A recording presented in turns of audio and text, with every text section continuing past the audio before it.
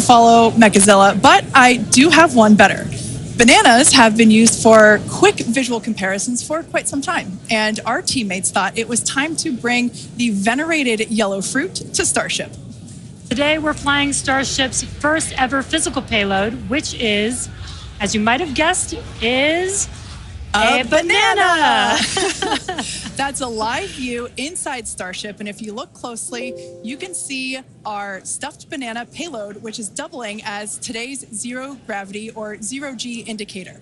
And while this payload will remain inside the vehicle at all times and will not be deployed today, it did give us a chance to do a test run of payload approval processes with the FAA. And that's something that we're hoping to do next year if we start flying our first Starlink satellites on Starship. Godspeed, banana. Some additional size for context, you can see on your screen a Starlink Mini next to a banana for scale. And to get an even better sense of how big Starship is, let's take the average size banana next to the average size human, which is about 2 meters high. Towering over our average human is the length of the Millennium Falcon, which comes in at 35 meters. Our Falcon 9 rocket with the payload fairing attached is double the size of the Millennium Falcon at 70 meters, and nearly twice the size of that is the fully integrated Starship at 121 meters tall. The ship is about 50 meters, and the Super Heavy booster alone stands 71 meters tall. And we do have plans to make the ship and booster even taller in the future. And yeah, it might be hard to imagine that because it's pretty big already. Now, Starship's first stage has a diameter roughly 2.5 times that of Falcon 9. And as you can see on your screen, with 33 much larger Raptor engines. I love this view. This is looking up at the aft end of Starship there at the engine bay. Now, moving up the rocket, the ship features 6 Raptor engines, 3 sea levels and 3 vacuum engines, which are optimized to operate in the vacuum of space. The ship is designed for vertical takeoff and landing on any hard surface, like the surface of the moon, for example. This ship is also outfitted with 4 flaps to help aerodynamically control the vehicle's attitude during atmospheric flight and enable a precision landing. To reach full reusability, the ship must survive re-entry not just once, but multiple times. It took the teams at SpaceX about 3 years to develop the heat shield on Starship, and development for improvements is still ongoing.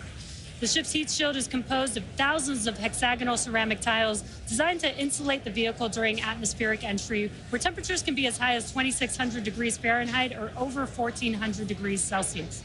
The tiles are something we iterate on every flight test as we build towards a heat shield requiring no refurbishment between flights to unlock rapid reuse. And the teams have actually already begun testing the heat shield tiles in environments simulating Mars atmospheric entry conditions, which we'll see more of in just a few minutes. You know, slightly different than coming back to Earth. Just slightly different. And in between the first and second stages is our hot stage, which we saw in action on flights 2, 3, 4, and 5. So let's recap that last flight to understand what we accomplished and how that's changing for today's flight. On October 13th, Starship successfully lifted off at 7:25 a.m. Central Time from Starbase, Texas. A gorgeous sunrise ascent that was fairly quickly followed by the hot stage separation maneuver, which we see here, as well as on multiple previous Starship flights. The booster then performed a flip maneuver, boost back burn, and then we jettisoned that hot stage, which you see there. The booster then performed its boost back burn, which brought it back on a trajectory to the launch tower, back to the Gulf Coast. We can see here the booster descending through the Earth's atmosphere. It broke the sound barrier again as it was coming back through. Those Raptor engines relit, and then the moment that made us all lose our minds, the booster came back for a successful first ever catch by the chopstick arms back at the exact same launch tower that it launched from. It was insane. As you can see, we all went bananas. And you did too, probably. Thousands of distinct vehicle and pad criteria had to be met, and thanks to the tireless work of the entire Starship team, we succeeded on that first attempt. And while that all was happening, ship was continuing to coast towards the Indian Ocean. It executed an excellent coast, made its way down through re-entry, relit its engines, did that flip maneuver, relit its engines for landing burn, and then splashed down into the Indian Ocean. Now, that whole flight test concluded that splashdown 1 hour, 5 minutes, and 40 seconds after launch. Starship's 5th flight test was one of our most ambitious yet, and as we work to demonstrate techniques fundamental to Starship and Super Heavy's fully and rapidly reusable design. And I think I speak for all of us when I say that seeing the catch for the first time was an extraordinary moment for the entire SpaceX team. We've seen a lot of wild firsts here, but that was truly an epic moment in time. Yeah, we're not forgetting that anytime soon. Certainly one in the history books. Now, today's mission profile is very similar to Flight 5, but there are some differences that we've incorporated as we prepare for future reuse. About 20 minutes from now, Super Heavy will ignite its 33 Raptor engines and lift off from Starbase. About 2.5 minutes into flight, the booster will separate from the ship in a hot stage separation, and we've seen that occur on multiple flights, including Flight 2, 3, 4, and 5. About 2 seconds after that burns, we'll jettison that hot stage.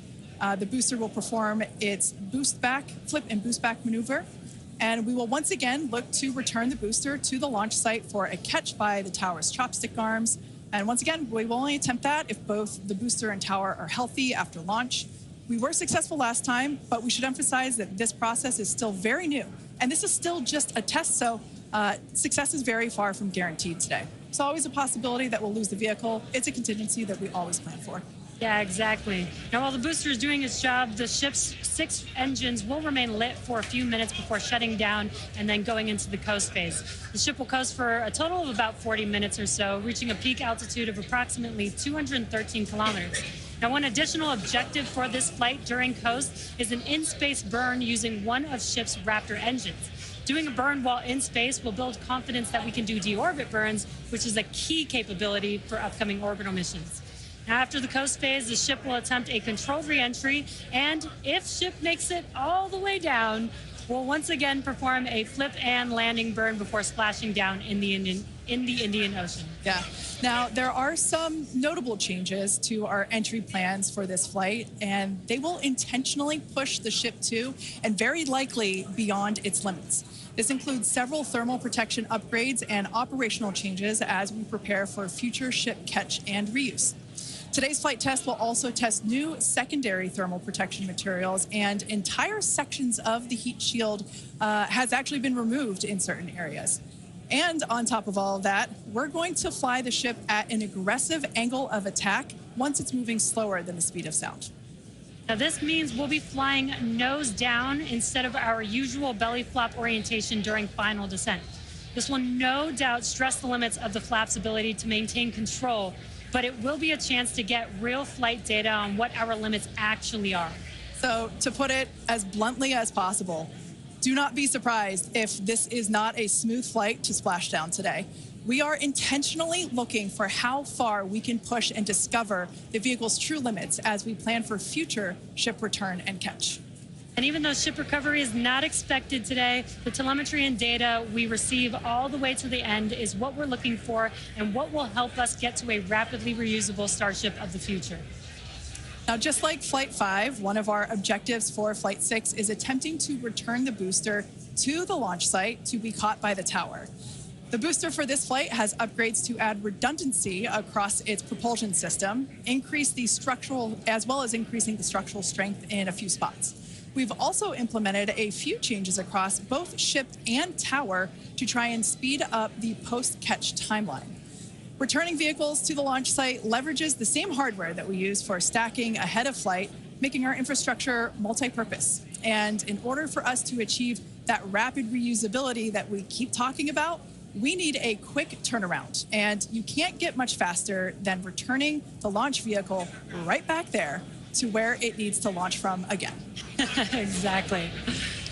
In this video, you can see our original render of booster catch alongside the actual footage of catch from Flight 5. This video is just mind-blowing to see the predicted versus reality. And just like the last flight for today's booster catch, there are thousands of criteria that need to be met in order to proceed with catch. Automated checks have to indicate we have a healthy booster and a healthy tower, and the flight director must issue a manual command, which is informed by manual checks from the flight control team.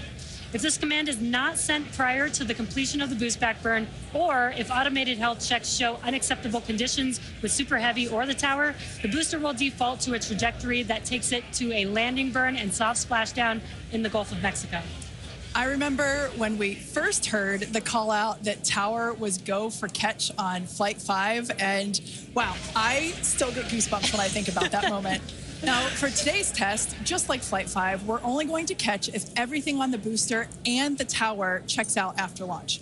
As always, we accept no compromises when it comes to the safety of the public and our team. And so to that end, the area around the pad and the flight path are cleared in advance. A lot of things have to go right in order to line up the booster catch. So if all criteria is met, we will attempt to catch, but there is a chance that we may not. Either way, we'll be getting tons of in-flight data, which is extremely valuable. Exactly. That first catch was pretty epic, though. So, like you, we'll be keeping our hopes high to see another one this afternoon. Now, Dan, you got to see it in person last time. Are you mentally prepared for a possible round 2? I mean, probably not. That was pretty hands down the coolest thing I've ever seen. And the fact that we're going to do that every time now breaks my brain a little bit, but it was absolutely incredible. One of the unique aspects with Super Heavy coming back is it does generate a sonic boom. This is something commonly associated with reusable spacecraft. It's coming in faster than the speed of sound and then slowing down. It creates that pressure wave that builds up, and then when it reaches you on the ground, that rapid change in pressure is that quick thunderclap sound that you hear. Now, generally, the only effect is that thunderclap sound, but if you're not expecting it, it's definitely going to get your attention, and we were able to hear it last time.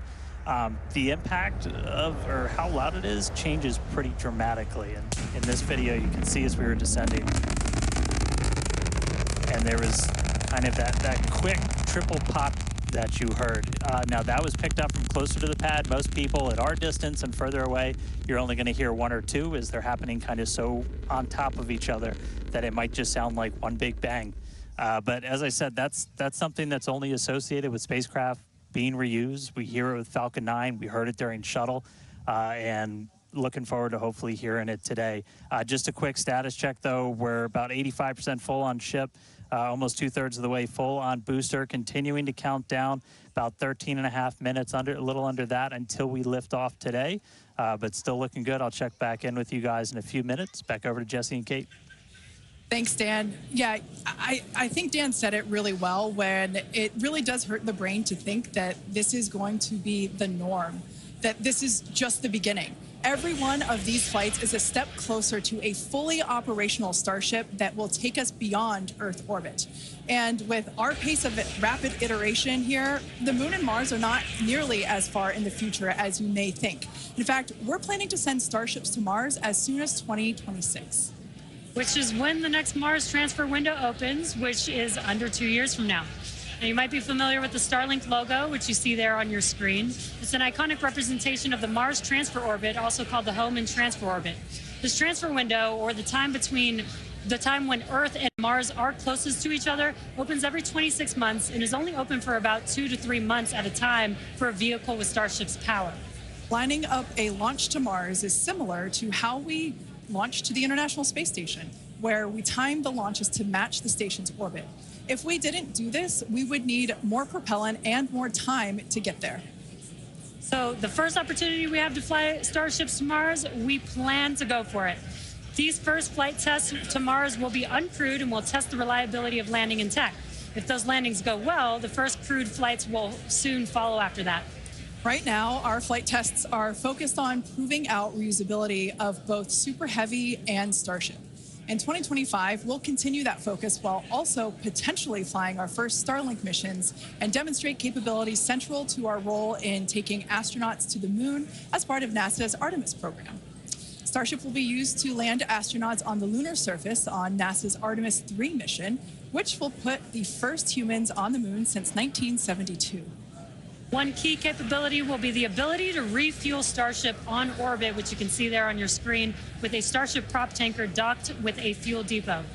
Next year, we're planning to test this capability capability by launching 2 Starships and having them meet up to transfer tons of cryogenic propellants. Now, when the time comes to land on the moon, Starship will link up with NASA's Orion spacecraft in lunar orbit, where astronauts will transfer over for their descent. Now, once on the lunar surface, they'll ride the elevator down in their Axiom EMU spacesuits from Axiom Space and leave the first footprints on the moon in more than half a century, kickstarting humanity's mission to establish a sustainable presence there. And coming soon to a moon base alpha near you, Starship Enterprise Edition. That is so exciting, and all the advancements that are going to come in order to enable all of that. Now, our rapid iterative development approach has been the basis for all of SpaceX's major innovative advancements, including Falcon, Dragon, and Starlink. Today, we're testing hardware and systems, and we need to know how they perform under the most extreme conditions. And what's more extreme than the flight environment? We'd much rather find the bugs and limits now during testing than later on when there's more on the line. And to reiterate, while we do determine an acceptable level of technical risk on our vehicle and pad to learn as fast as possible, we accept no compromises when it comes to the safety of the public or our team. So all of that to say, this is only the 6th of many future flight tests of Starship before it becomes fully operational. And we tend to do our testing out in the open, just like today. And that means people sometimes see when our hardware doesn't perform as we planned during that testing. And that's okay, because this is exactly what we are testing for, to physically see if hardware performance matches what we expect it to do or not. Even more with today's test flight, where we're purposefully pushing the ship beyond its limits. Starship development is also being aided by Starlink space-based connectivity. You might remember the Starlink panels that are incorporated into Starship, and you can see them there on your screen, those rectangular panels on Starship's nose cone. Starlink brings us the epic views in space and on re-entry, and also helps deliver us critical flight data engineers need to continue development. Yeah, Starlink continues to help us push the limits in space in the short term by providing great views and real-time data on our next few flights, particularly through re-entry, which spaceflight veterans know that is historically a period of blackout for all communications within spaceflight. Outside of Starship, Starlink has helped people across the globe, particularly in rural and remote areas that have been underserved by traditional broadband internet. Yeah, and soon, Starship will deploy our next generation Starlink satellites, which will continue to increase our capability to connect even more people with high-speed internet all around the world and beyond. Now, as we continue to prepare for our next several flight tests, we recently performed a cryo-proof test of the Starship for Flight 7, our first operation with the vehicle debuting a number of major milestones. The ship has been stretched to make room for larger propellant tanks, increasing the propellant capacity from 1,200 tons to 1,500 tons. The forward flaps also got a redesign. They have shrunk in size and they also shifted in location, and both of these things will help better protect them during entry heating while still providing control. There's also a wide range of upgrades that will make the vehicle more reliable, adding redundancy to and the ability to operate for longer durations in space. One unique aspect of a trip to Mars are the different conditions ship will see when entering the Martian atmosphere. Now, it's difficult to simulate Mars's atmosphere when re-entering on Earth, so we've been testing a variety of heat shield materials inside a specialized plasma jet chamber at the University of Illinois Urbana-Champaign, where we're able to more closely simulate Mars's 95% carbon dioxide atmosphere. Aside from looking awesome, this is important testing. The intense heat of entry will cause the CO2 to break down into its base elements, exposing Starship to atomic oxygen, which increases surface heating and can cause materials to oxidize or start to break down. Spacecraft entering over Mars encountered more than twice the amount of atomic oxygen at their peak when compared to Earth, and that is certainly a unique challenge. As we continue to test, we'll learn more about what makes a great heat shield for Mars. All right, now that we're heading into the final minutes of the countdown, let's go back to Dan for the latest on the ground there at Starbase. Hey, Kate, afraid I have nothing but good news for you. We have a go from our range safety team. We are a little over 90% full on ship, almost 85% full on booster. and not tracking any holds to an on-time liftoff. So we've got about 3 more minutes of prop load. As long as the range stays clear, we don't trip any other holds, we might blow right past that T-minus 40-second mark and lift off right at the top of our window at 4 p.m. Central. So toss it back to you guys one more time, but fun part about to start, we are, what, a little under 6 minutes away from launch. All right, so we are continuing to progress now at 5 minutes and 43 seconds until liftoff. Now, once we pass the T-minus 40-second mark, a number of events are going to occur in rapid succession. The ground spin and ignition systems will come up to flight pressure, and the ship will go on to internal power. Then after that, the quick disconnect, or what we call the QD arm lockout, is removed in preparation for retraction shortly after T0. And once we pass the T-minus 40-second mark, we still have the ability to recycle the count under certain conditions back to T-minus 40 seconds and then hold there to assess what happened and if we can proceed again to T0. Exactly. However, once the water for the deflector system begins flowing at T-minus 10 seconds, any issue after that would be an automatic scrub for the day, as the teams would need to refill the deflector's water tanks as well as the propellant storage tanks over at the tank farm before we're able to make another attempt. Now, it is just so unbelievable that it's just been only a little over a month, and we are just a few minutes away from Flight 6. The crowd here is building up. We've got a much larger crowd here than when we were launching at 4 or 5 in the morning. Yep. Out here. So very exciting to have an afternoon launch, to have all the employees here. Exactly. Now, just as a reminder, that T-minus 40-second hold, if we opt to use it, everything is still potentially go for launch. So nothing to be worried about there. At that point, basically up until T-minus 40 seconds, all aborts are just holds. This would allow the team to wait for final checkouts to assess propellant levels, engines, avionics, vehicle pressurization, range, weather. Occasionally we've had shrimp boats lingering in the past, but that doesn't sound like that is the case today. Yeah, not today. No shrimp boats, which is great. Everything so far is looking good. We're getting really excited here, just a few minutes away. We're going to go back, send it over to Dan in Starbase. How's it going, Dan? It is still going great, just coming up on about 3.5 minutes away, so we should be done with our prop load on ship momentarily. Then about 30 seconds later, we'll close out on booster. Our flight control team on board, or in the building just behind me, not on board. Some of them might wish they were on board.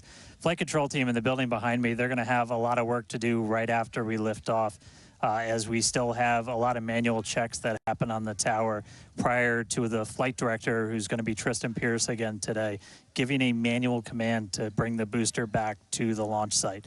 And the tower did just incredibly well on the last flight. We didn't lose any of our required redundancy for a catch, so we're hoping to see that again today.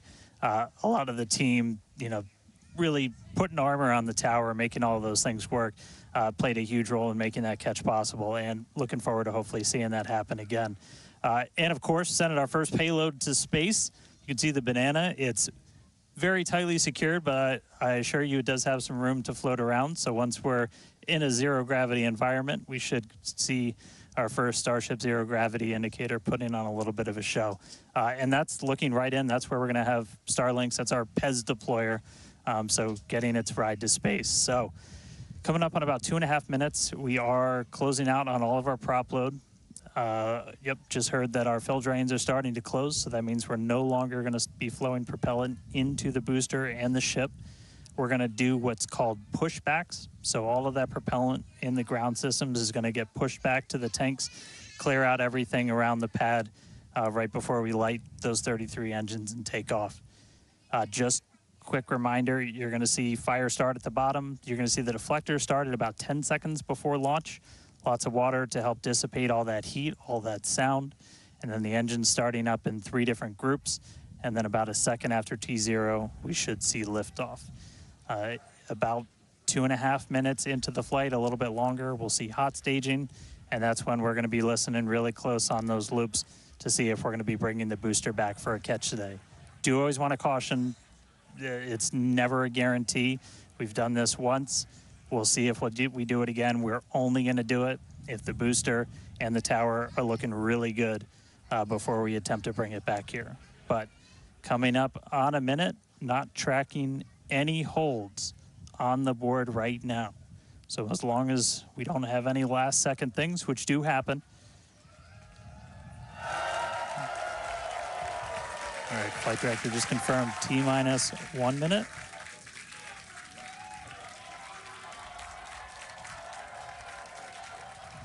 Key moment to look at in 10 seconds, that T-minus 40.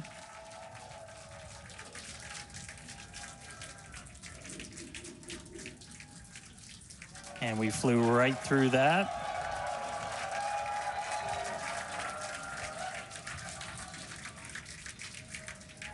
Flight directors go for launch. All right, we're now T-minus 20 seconds until liftoff of Starship Flight 6. This will mark our second attempt to catch the Super Heavy booster at the launch tower, as well as 10, 9, 8, 7, 6, 5, 4, 3, 2, 1.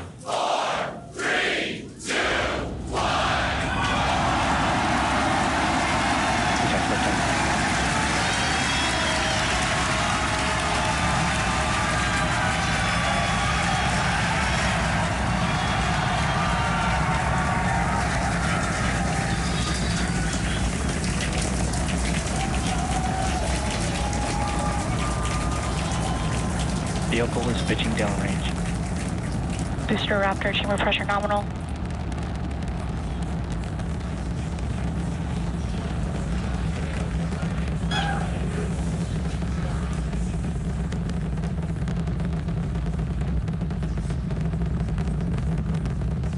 Booster and ship, avionics, power, and telemetry nominal.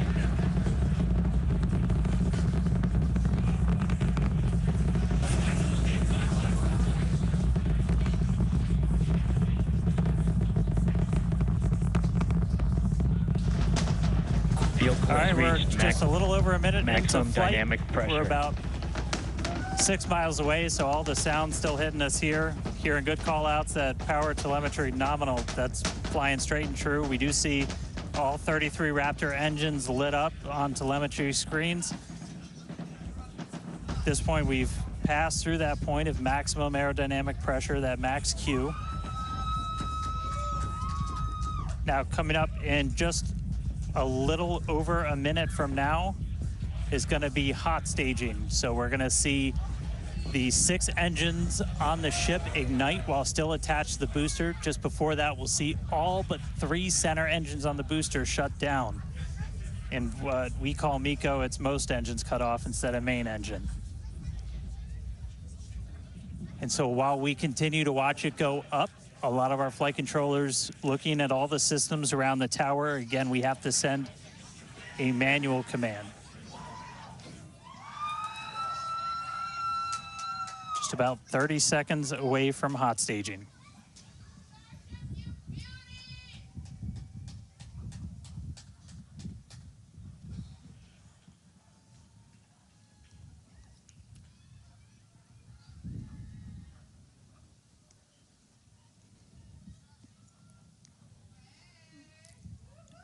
And we heard the tower is go for catch. Booster engine cut off.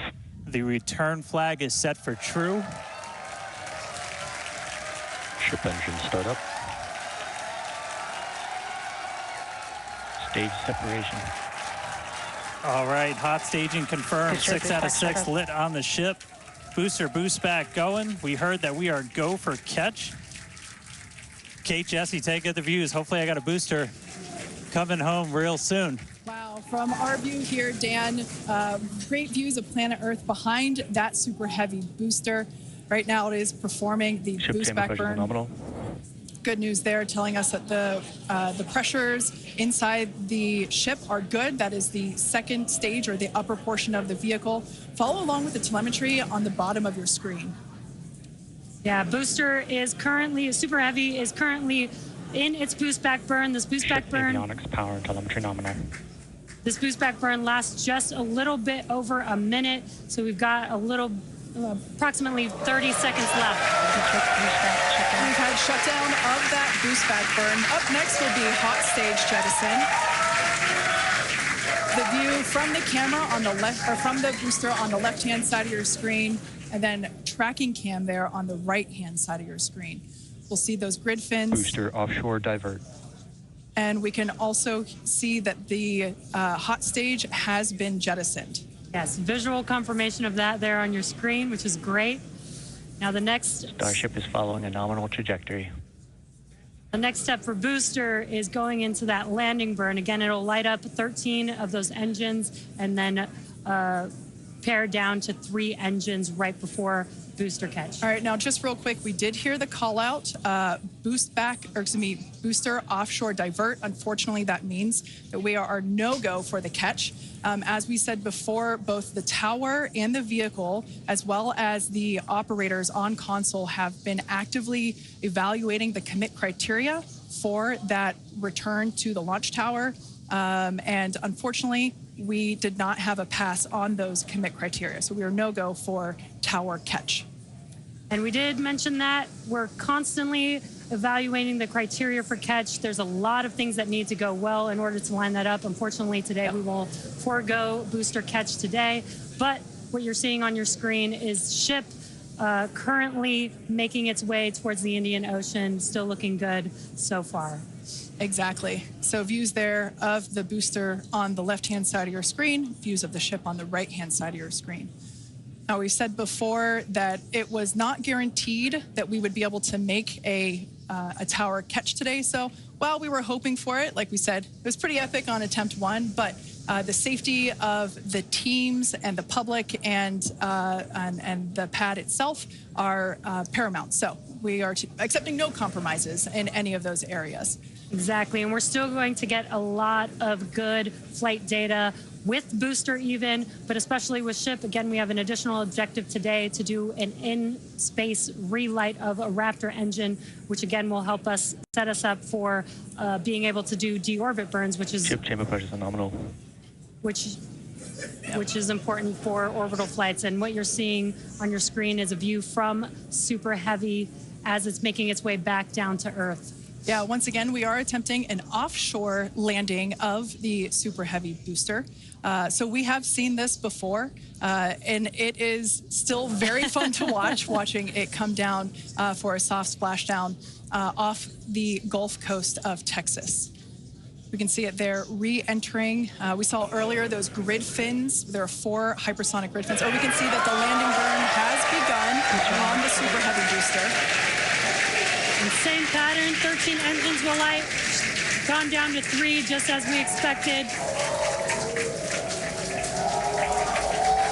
And what an incredible view of Splashdown that we got today of Super Heavy. Yeah, I'm sure the buoy cam views will be pretty awesome once again. So we'd like to confirm a water landing once again for the Super Heavy booster.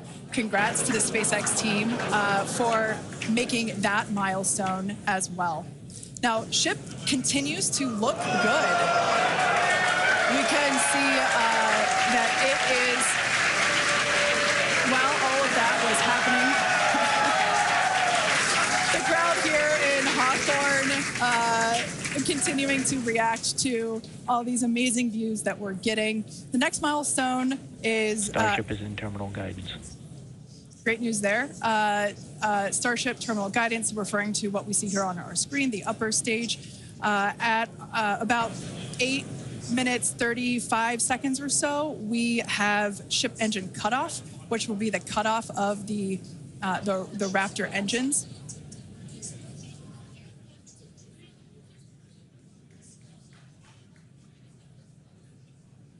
We can see on our screen ship giving us some incredible views brought to us by Starlink. This view is also very interesting because we can see basically the receding tile line that we referred to earlier, where we mentioned we have removed a number of heat shield tiles in order to test out and push the envelope on the ship and demonstrate what its capabilities are. Ship engine cutoff. And there we just heard call out for SECO, ship engine cutoff. Great news there. Everything continuing to look awesome for ship. Full view looking aft on ship here. Trip, FTS is saved. Nominal orbit insertion. There's that call out we were waiting for. Confirmation of good orbital insertion for ship today. It has been a very exciting afternoon so far. We'd like to send it back over to Dan, who can give us that live view experience. Dan, once again, are you okay after witnessing another Starship launch? Yeah, totally fine. You guys have to be jealous. This is the only way to do this. This is fantastic. No, it was really cool to see it lift off, 33 out of 33. Didn't go for the booster catch today. Initially, we were good, and then we tripped a commit criteria and did the offshore divert. So we went and did that water landing, as everybody saw. We'll dig into it a little bit more, but again, we've done it once, we've now done it twice. We're going to keep trying to do it, as this is just a core capability of Starship and what's going to make it so incredible. There's a lot left. We're just about almost 10 minutes into this flight, so about 50 plus minutes still to go. Ship nominal orbit, so it's on its way around the planet. It's going to attempt to do an in-space burn. We're going to light one of those Raptor engines, the sea level ones in the middle, just to help demonstrate that we can relight in that microgravity environment. Really critical for deorbit burns as we start to do some orbital missions in the not too distant future. And then following that, we'll see a ship entry, maybe a splashdown. As you guys said, we're really going to be pushing ship on this one. We're pretty much intentionally putting it in places where we expect it might not do so great, and all that's to try and help us learn, see if we were a little too conservative, and then maybe that opens up more capability for when we start catching them. But I'll check back in with everybody in a little bit. I'm going to tune in and watch the ship fly around planet Earth, and hopefully we see it re-entering in the not too distant future. Back over to you guys. Thanks, Dan.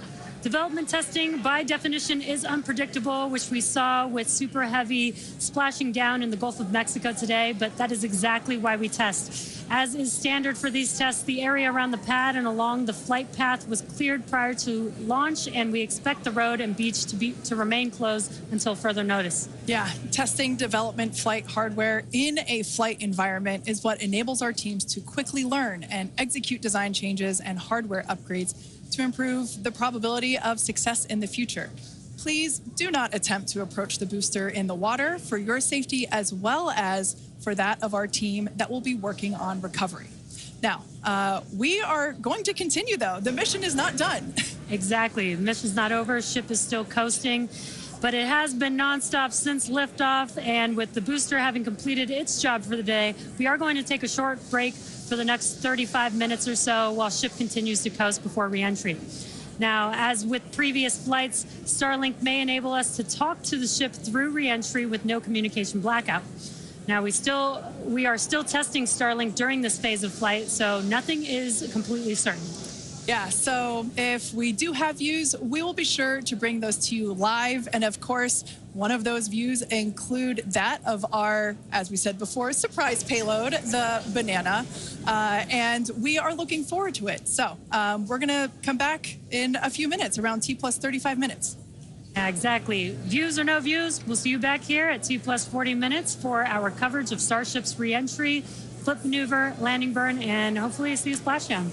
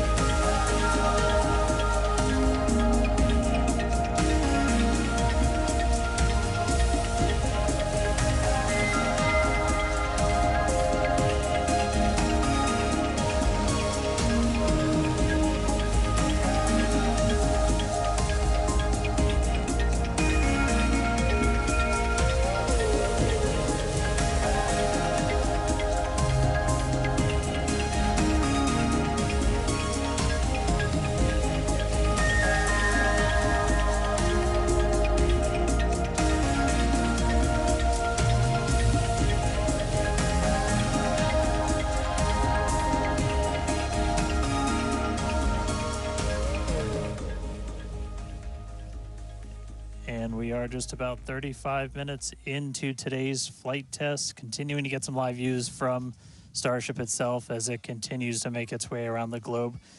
We are coming up on what we will hopefully see is our in-space relight demonstration. This will be firing up one of those 3 sea-level Raptors on the very aft end of the ship and essentially reigniting it while we're in that microgravity environment in Earth orbit.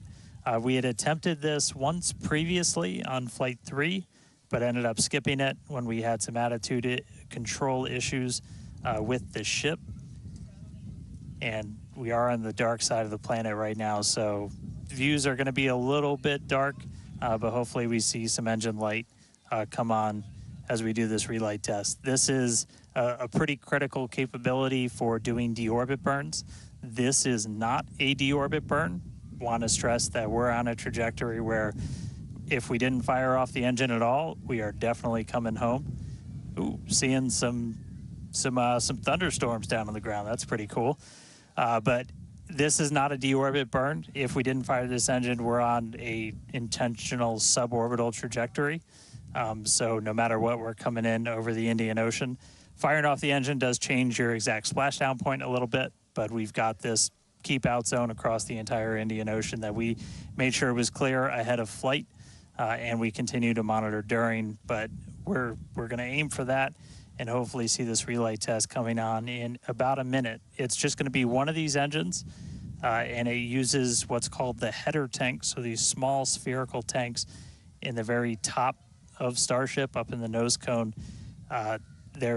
They don't require nearly as much gas to pressurize as your main tank, so they're really useful for any in-orbit maneuvers and then for landing burns. So if we make it to a landing burn today, we'll be using them for that as well.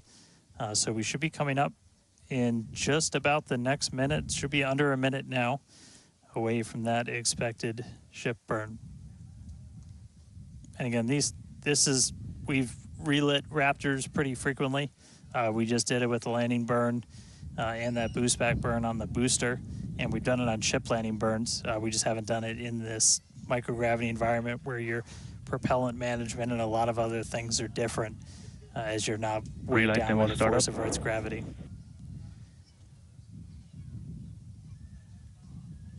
And just heard the call out for startup.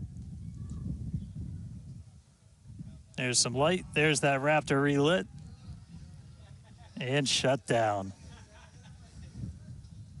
All right, there you have it. The first time ever lighting a Raptor while in outer space, other than our Ascent burn. So really cool to see that relit. That's a pretty critical capability that we're going to need when we're doing orbital missions in the not too distant future. So check another one off. That was a really cool. That was an objective we really wanted to hit on this one, and so good to see ship knock that one out in orbit. But for now, we're going to coast for just a little bit longer, and then it'll be time for ship entry. So we'll get the usual light show as we return from hypersonic velocities. We're just starting to do the entry prep for that, so we're going to get the flaps positioned, and then it's going to start taking the brunt of all of that heat as you're coming in from well in excess of 10,000 miles an hour. That's all going to build up a lot of heat as you're encountering an increasing atmosphere, building up that friction. And we're going to see how the tiles fare. We've also got some pretty cool tile experiments that we'll talk about in a little bit. But coming up real soon, ship re-entry, successful relight, and we'll start this entry part soon.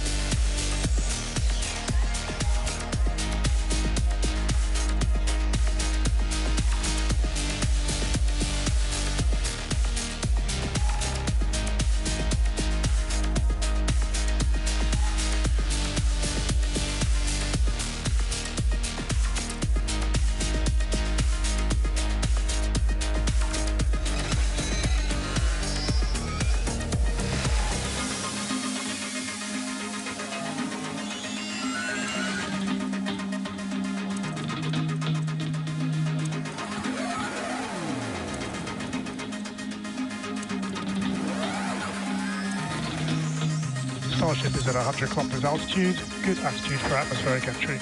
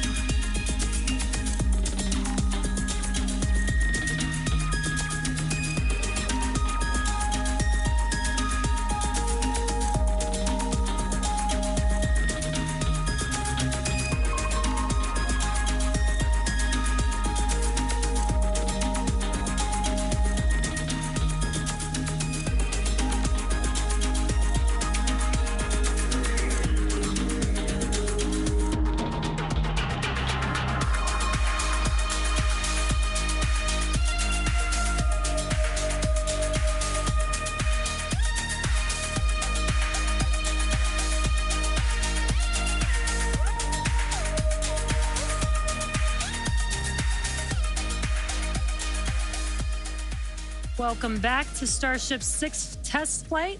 It has been an exciting day so far. We lifted off from Starbase at 4 p.m. Central Time. The Super Heavy booster and ship had a successful separation as well as a good boost back burn and good separation of the hot stage adapter.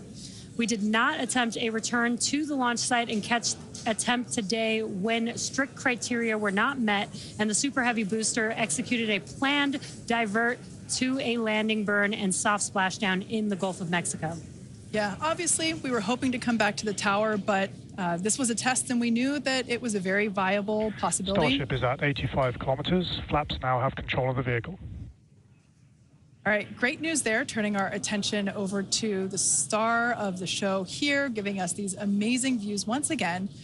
We heard the call out there telling us that the Starship vehicle is now 83 kilometers above, coming up around T plus, well, now actually, the ship, as you can see, is beginning to re-enter the Earth's atmosphere.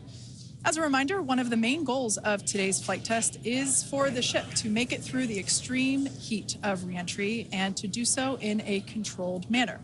Now, re-entry is typically a portion of flight where we don't have communication capability with the spacecraft because it's re-entering at or around orbital velocity, which is roughly 8 kilometers per second or about 5 miles per second.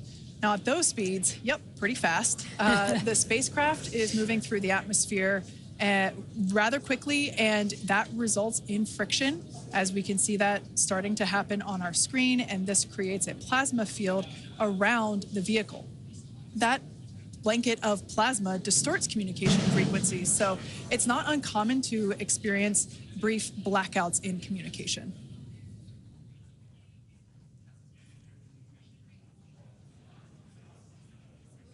Starship is approaching the peak heating phase of entry.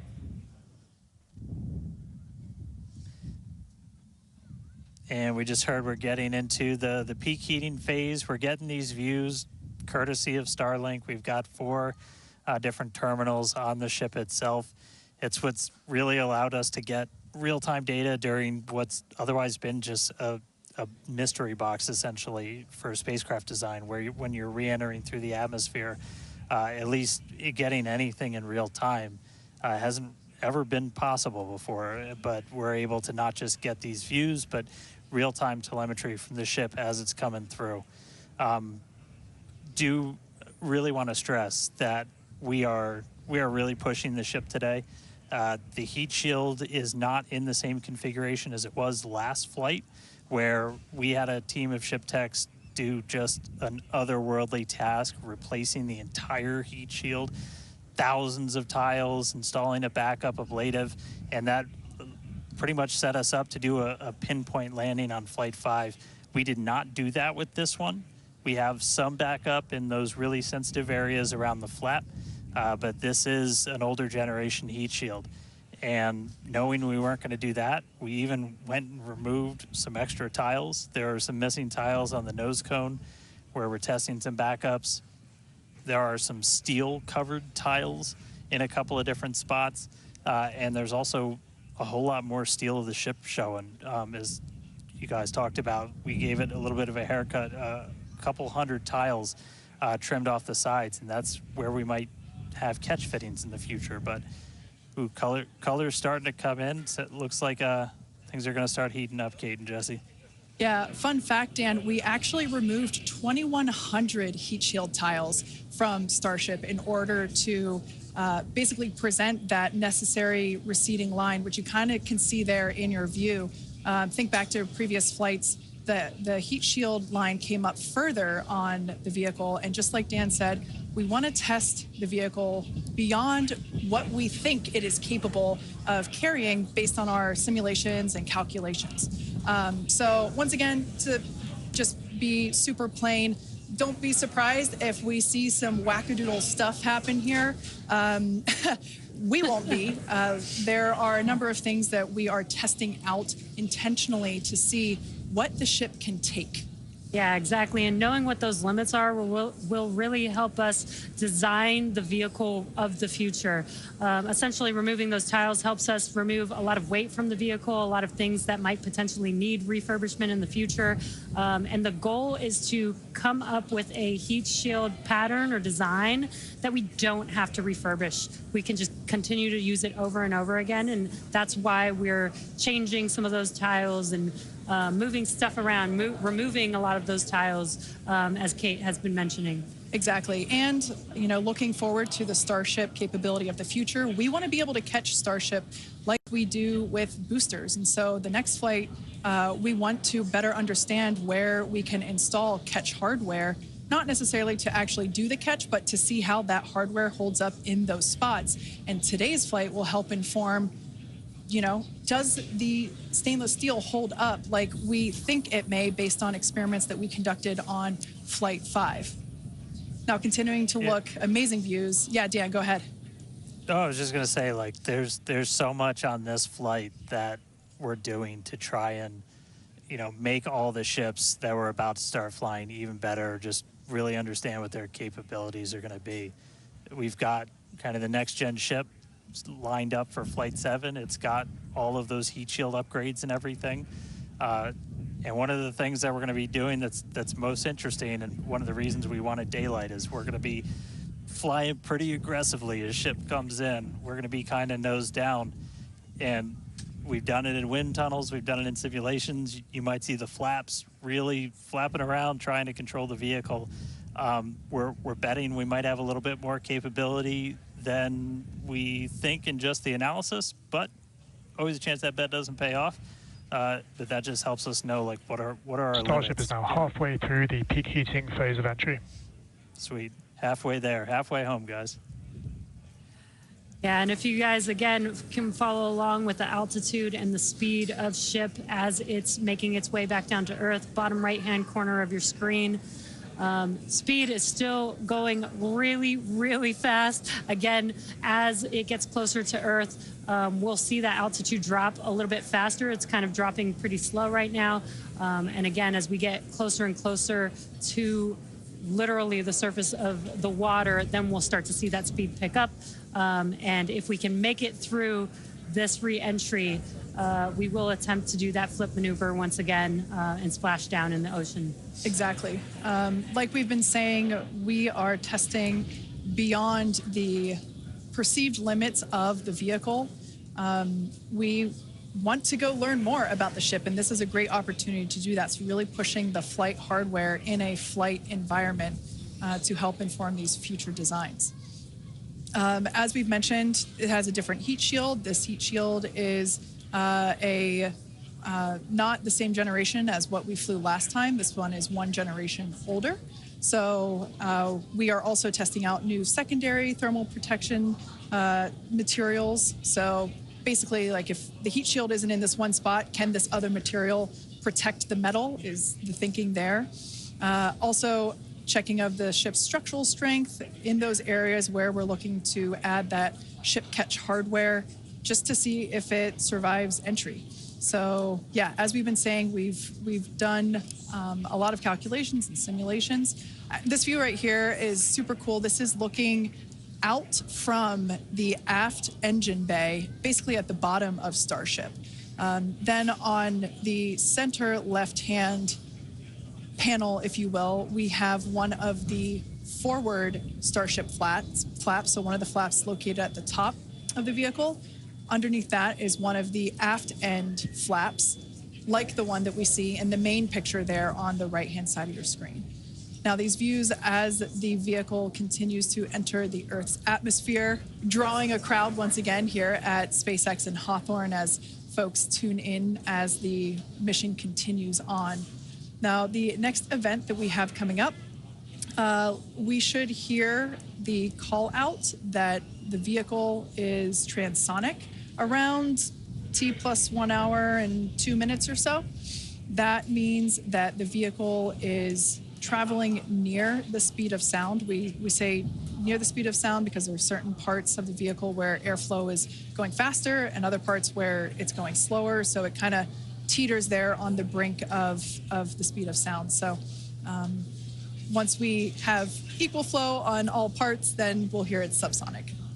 Yeah, and almost real quick, almost a reverse of, I'm sorry, Jesse, almost a reverse of before. We see the Earth starting to come into view. We've got sunrise there over the Indian Ocean. So this is going to look different from any of the re-entries we've had before. And it was specifically so like we get as much daylight as possible to see how ship does this. Over to you, Jesse. Sorry about that. Dan, great minds think alike. That's exactly what I was going to point out, is that we're getting a lot clearer view of the Earth in the background with the different temperatures that we're seeing with the different colors of that plasma around the ship, which is really, really cool to see.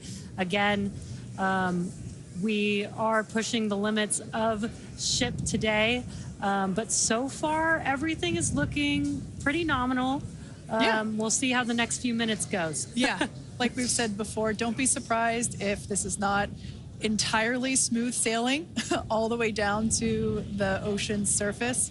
Similar to Flight 5, we are targeting the same splashdown location in the Indian Ocean, but we are not expecting to recover the vehicle.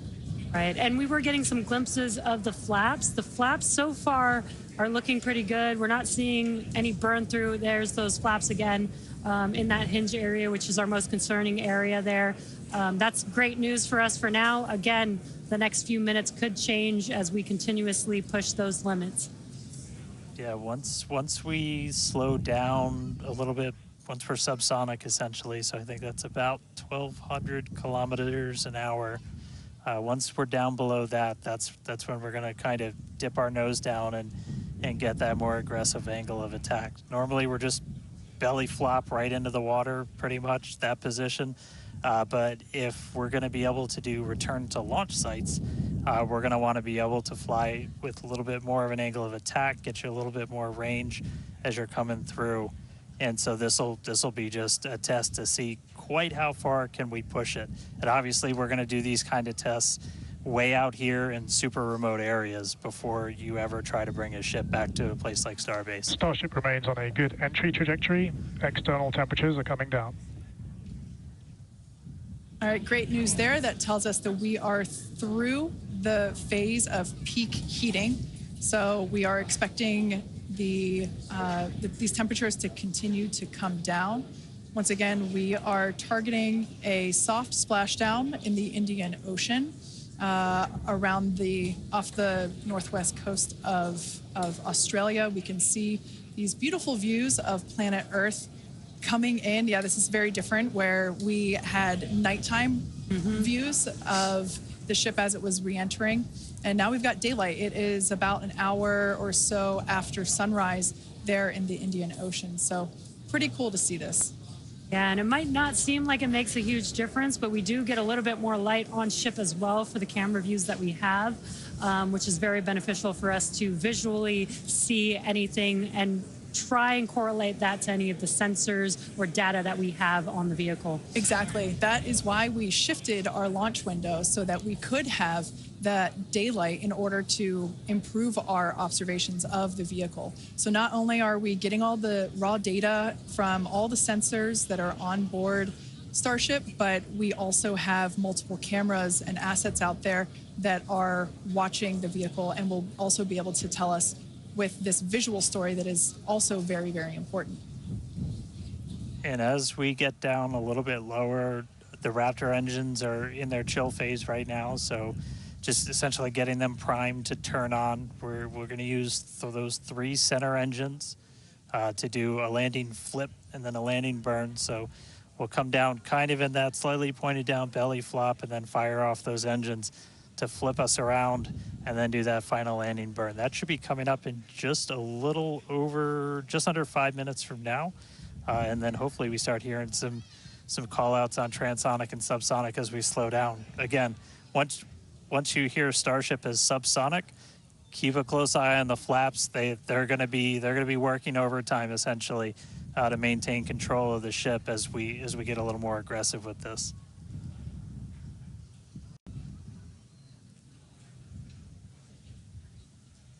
We can see that we are beginning... Starship has passed maximum entry dynamic pressure.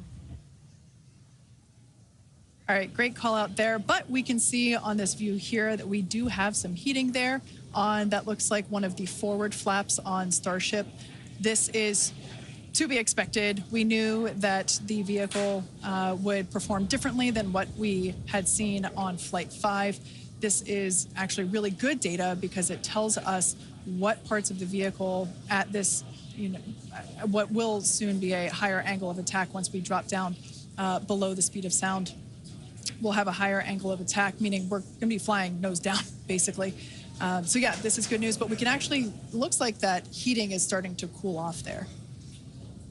Yeah, it's a little burn through. Again, it is important to note when we start seeing that through the ship's descent as well. So like Kate was saying, we're getting some really good data here. It looks like the other flaps are doing a little better than the one that has a little burn through, which is some good news. Again, constantly watching. We've got a couple minutes until we're expecting to make it all the way back down to Earth. Exactly. And like we said before, we are not expecting to recover the ship, although that would be great. It'd be a nice bonus if it happened, but it's not really in our expectations today. We really want to push the hardware, as we've been saying, but really the telemetry and the data and the video that we receive all the way to the end is truly what we're looking for and will help inform the future designs of this vehicle. We can see some flap movement as the camera is moving around. That's what you're seeing there is the flaps adjusting. We have a camera on one of the flaps there this is the view that you're seeing there. And you can also see the graphic in the bottom. Starship is slowing down past Mach 1. And call outs aligning with this. You can see the orientation of the vehicle starting to change. You can follow that graphic at the bottom of your screen. Again, that is why those flaps are changing. They control the orientation of the vehicle. Yeah, there are 4. Go ahead, Starship has started the subsonic belly flop, remains on a good trajectory. I was going to say this is when things will start to get a little interesting. So this is when we're moving slower than the speed of sound. You can see that nose slowly start to tip down, and we're going to try and maintain flap control the whole way. But we are just just a couple minutes away from hopefully doing a landing flip and landing burn if the flaps can hold together. Yeah, this is such a cool view. This reminds me of when we first performed the belly flop maneuver on the high altitude test with serial number 8. We saw the ship come back through, and I always wondered what it looked like from the ship's perspective, and this perspective, I think, helps inform that. We will be, as Dan said, we will be dipping down a little further and really be flying nose first. This higher angle of attack, you know, we're intentionally doing it to stress those aft flaps, and that will help inform the limits of flap control in order to collect data for future landing profiles.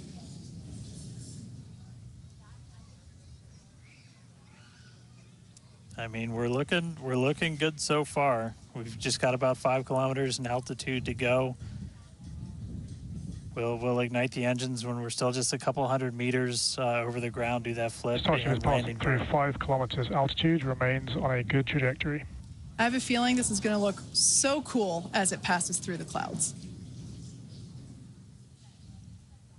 Obligatory shout out to the entire avionics team on Starship. And there's that nose down orientation.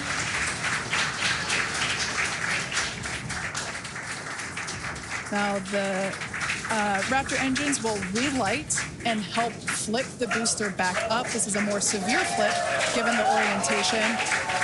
The engines will shut down prior to the water making impact, prior to the vehicle making impact with the water. Our ship is doing great so far. There's those engines relighting. What a great reorientation by Starship. Wow. All 3 down to 2 into the water. Starship is landed. Wow. And we have ship splashed down in the Indian Ocean. Some awesome buoy cam action here. Daylight views. Incredible. We really pushed the limits on ship and it made it all the way back down to Earth. I am shocked, to be honest. I think many folks are. The fact that it survived all the way through while flying a lesser gen heat shield is just absolutely incredible. And turns out the vehicle had more capability than our calculations predicted. And that is why we test like we fly. Exactly why we do that. And those views were absolutely incredible to watch. Because of Starlink, we were able to get the views all the way down, as well as the buoys, seeing ship touchdown in daylight. So cool, so cool. Now, we want to, unfortunately, wrap up the show. Yeah, exactly. We'll say congratulations to our teammates at SpaceX and to everyone who supported the Starship program. And thank you to all of our future customers for your support. We'd also like to thank the people of Cameron County, Texas, as well as the Coast Guard, the Federal Aviation Administration, the Government of Mexico, and the Australian Space Agency. Now, be sure to...